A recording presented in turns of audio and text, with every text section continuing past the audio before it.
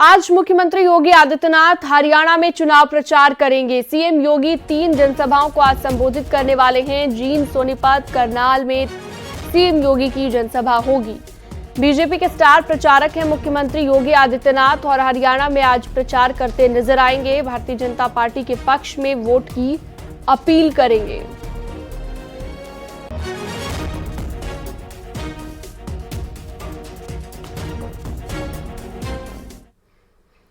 तिरुपति मंदिर के लड्डू में चर्बी और मछली के तेल की पुष्टि के बाद सियासत अब गर्म है। अब कुंडा से विधायक और जनसत्ता दल के अध्यक्ष राजा भैया ने मंदिरों को सरकारी नियंत्रण से मुक्त कराने की मांग उठाई है। राजा भैया ने सोशल मीडिया साइट एक्स पर लिखा, प्रसाद में बीफ की चर्बी और मछली का तेल मिलाया जाना हिंदू श्रद्धालुओं की आस्था के साथ अपराध है। जानबूझकर जो किया गया है। हिंदू मंदिर की शुचिता बनाए रखने के लिए अविलंब सरकारी नियंत्रण से मुक्त उसे किया जाना चाहिए।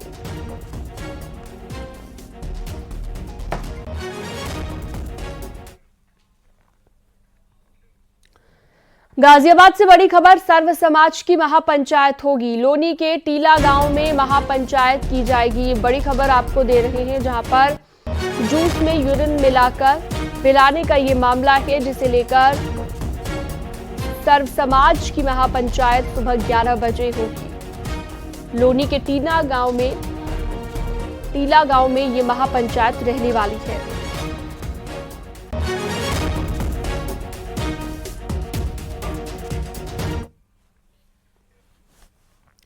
गाजियाबाद में लॉरेंस बिश्नोई के नाम पर धमकी दी गई है। कंस्ट्रक्शन कारोबारी से 2 करोड़ की रंगदारी मांगी गई है। व्हाट्सएप कॉल के जरिए रंगदारी मांगी गई और पीड़ित ने एफआईआर भी दर्ज करा दी है। ये पूरा मामला शालीमार गार्डन थाना क्षेत्र का बताया गया, जो कि थाना शालीमार गार्डन के अंतर्गत दयानंद पार्क एक्सटेंशन 1 के रहने वाले हैं। इनके फ़ोन पर शाम करीब 18:45 पर इनके पास एक व्हाट्सएप कॉल आता है, जिसमें कॉल करने वाले के द्वारा स्वयं को लॉरेंस बिश्नोई ग्रुप का बताया जाता है और इनसे 2 करोड़ रुपए की डिमांड की जाती है। इस पूरे प्रकरण में थाना शालीमार गार्डन पर दिनांक 20/9/2024 को मुकदमा पंजीकृत किया गया। इसमें साइबर और सर्विलांस टीम का गठन किया गया है और घटना में सम्मिलित अभियुक्तों का पता लगाया जा रहा है। शीघ्र घटना का विधिक अनावरण किया जाएगा।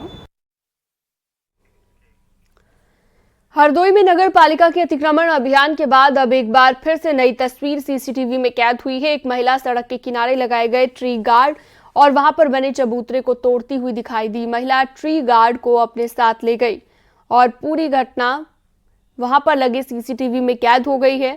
पुलिस अब वीडियो के आधार पर कार्रवाई की बात कर रही है। मामला सिनेमा रोड का बताया गया। पेड़ लगाया था और उसके बाद तुरंत उन्होंने उसको पेड़ को उखाड़ दिया। फिर महिला ने, दबंग महिला है, पेड़ उखाड़ दिया और ट्री गार्ड हटा दिया, ट्री गार्ड को तोड़ फोड़ दिया। सब कुछ करने के बाद तखत पुनः डाल लिया और देखते हुए कि आगे फिर खोखा रखने की मंशा से उसको हटाया जाए। मैनपुरी में घरेलू विवाद के चलते एक पिता ने अपनी 7 साल की बेटी की हत्या कर दी। गला दबाकर उसे मौत के घाट उतार दिया गया।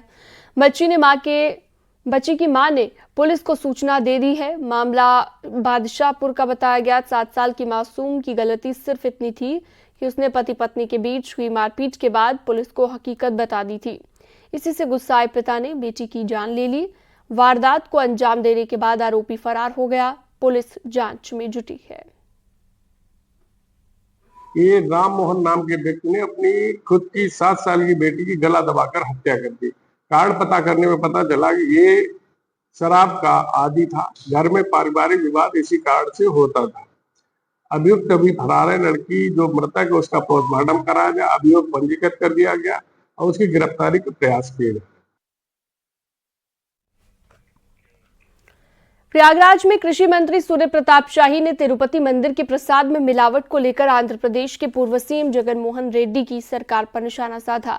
उन्होंने कहा कि प्रसाद में चर्बी और अन्य चीजों की मिलावट से हिंदुओं की धार्मिक आस्था और श्रद्धा को ठेस पहुंची है। यूपी के लोग इस तरह की साजिशें करते रहते हैं क्योंकि उनकी ये कोशिश रहती है कि हिंदू धर्म कैसे कमजोर किया जाए। उन्होंने कहा कि इस मामले में गंभीरता से कार्रवाई होनी चाहिए, दोषियों को कड़ी सजा मिलनी चाहिए।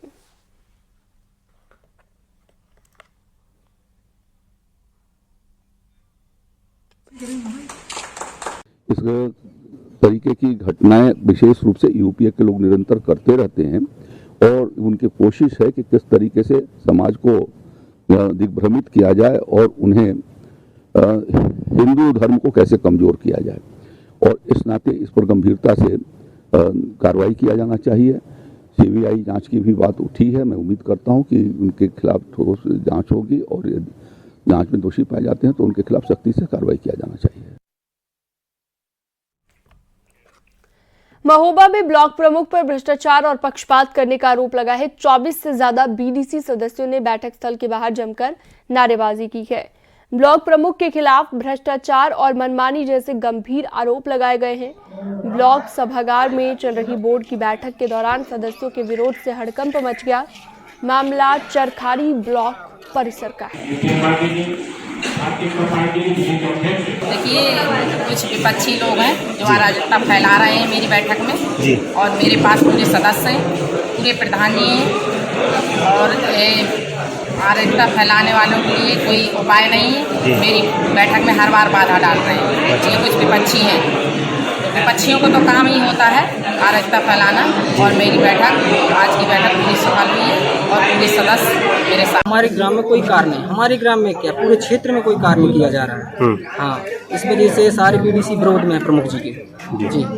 और प्रमुख जी हैं तो कोई हमारी बात को सुन नहीं रही। हमने अगली बार भी मीटिंग में आके विरोध किया था, तब भी हमारी कोई बात का मान नहीं रखा गया, शायद अभी भी नहीं रखा जाएगा। इसलिए हम आगे फिर से विरोध प्रदर्शन कर रहे हैं। मीडिया के सामने हमारे पुलिस वालों ने भी हमें यहाँ से झड़का के भगाने की कोशिश की, फिर भी हम नहीं भागे। गाजियाबाद में मुठभेड़ के बाद पुलिस ने एक बदमाश को गिरफ्तार कर लिया है। मुठभेड़ में बदमाश गोली लगने से घायल हुआ, जबकि दूसरा बदमाश मौके से फरार हो गया। पकड़े गए बदमाश के पास से अवैध असलहा और लूटे हुए पैसे और बाइक बरामद की गई है। कौशाम्बी थाना क्षेत्र में बदमाशों से मुठभेड़ हुई है।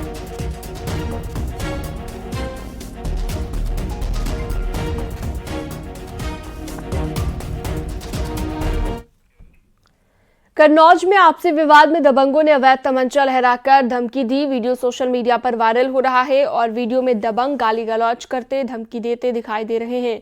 वीडियो छिबरा मऊ कोतवाली क्षेत्र का बताया गया।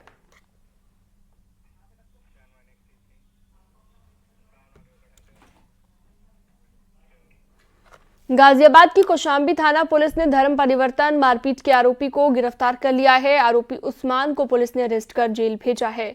उस्मान पर आरोप है कि जबरन धर्म परिवर्तन भी कराता था। इसके अलावा धमकी देने, गाली गलौज और मारपीट का भी आरोप लगा है।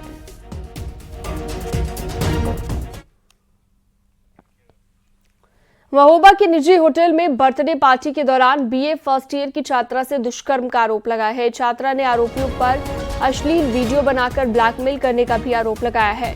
छात्रा के पिता ने 2 आरोपियों के खिलाफ मामला दर्ज कराया है। पुलिस आरोपियों की तलाश में जुट गई है।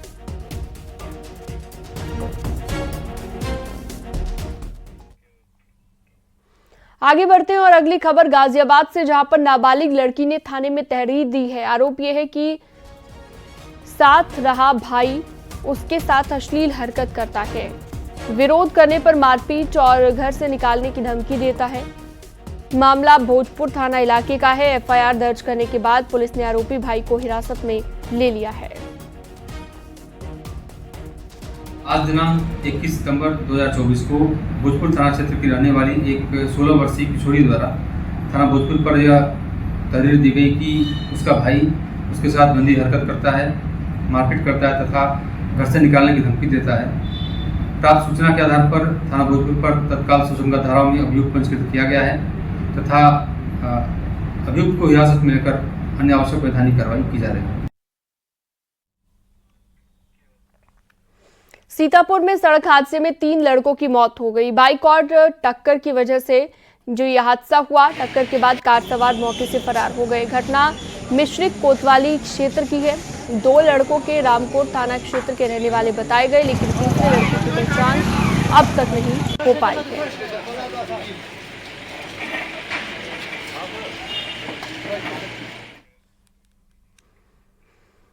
हरदोई में तहसील दिवस में रुपए लेकर रिपोर्ट लगाते हुए फर्जी लेखपाल को पकड़ा गया है। तहसील दिवस पर डीएम एसपी सुनवाई कर रहे थे। और इस दौरान फर्जी लेखपाल बाहर एक महिला के जाति प्रमाण पत्र की रिपोर्ट लगा रहा था। लेखपाल ने मौके से फर्जी लेखपाल को पकड़कर डीएम एसपी के सामने पेश किया। आदेश पर मुकदमा दर्ज किया गया। पुलिस हिरासत में उसे लिया गया।